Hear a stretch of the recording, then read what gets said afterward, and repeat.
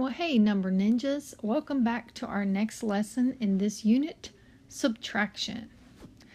However, before we can learn to fluently subtract multi-digit whole numbers, we need to remind ourselves what subtraction really means. So when we add two numbers, we're actually just taking one part, we're combining it with another part to get a total amount. So if I have 15 Chromebooks in class, and then I have 4 desktop computers, I just add the 15 to my 4, and I have 19 total computers in my classroom.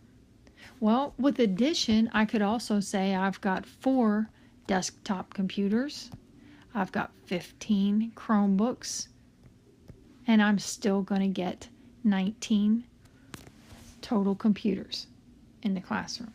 In subtraction, however, we start with the total amount and we take away part of that amount to figure out how much or how many is left. It's important to remember that I cannot start a subtraction equation with one of my parts. I must start with the total. So in this case, if I know that I have 19 computers in my classroom, I can take away 15 of them and I can see what's left. I cannot reverse the order of the 15 and the 19. So as long as we can remember this about subtraction, we are ready to start subtracting.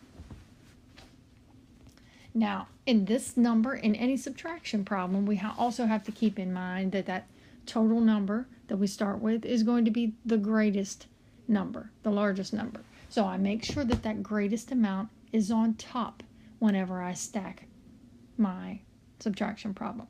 And just like in our addition work, I'm also careful to stack the numbers very neatly according to place value. And just like that addition problem, I have to remember that I can only place one digit in each place value in a number. And finally, just as in our addition problem, I always begin subtracting with the smallest place value. In this case, the ones place. So let's do this. If I have 8 and I take away 7, it leaves me with 1. Now we move to the tens place. 2, take away 6. We can see that we have a problem. We do not have enough. If I only have 2 items, I cannot take 6 away from it. So what do we have to do? Well, in subtraction, I like to say that if we have more on the floor, in other words, the 6 is on the bottom, that's the floor. If I have more on the floor, then we have to go next door. So in this case, I've got more on the floor, so I have to go next door.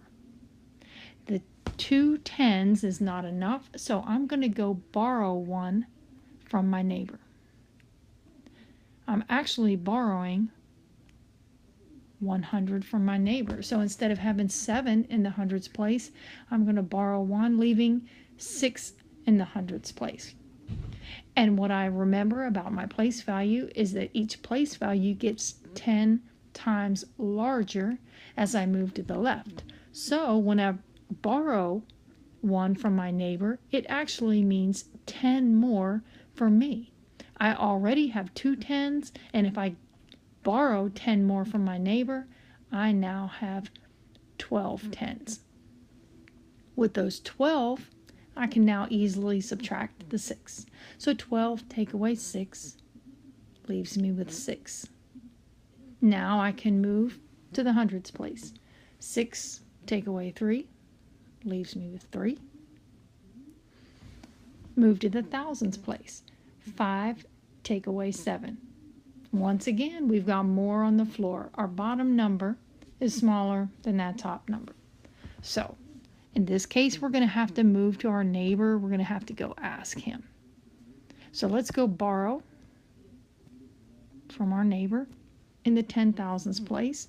When we borrow 1 from our neighbor, it gives us 10 more. So instead of having 5 thousandths, I now have 5 plus 10 more, or 15 thousandths. I've just renamed it. And 15, take away 7, leaves me with 8. In the 10 thousandths place, I have 0, and I'm taking away 0, which isn't written. It's not shown, which would be 0. So my answer, I could put the 0 in front, but typically we don't see any whole numbers written like that, so I'm going to go ahead and erase that one. Our answer to our subtraction problem is 8,361.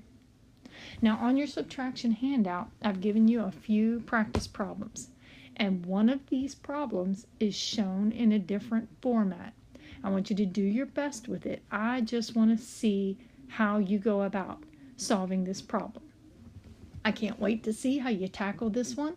I want you to have fun subtracting, and we'll see you in class.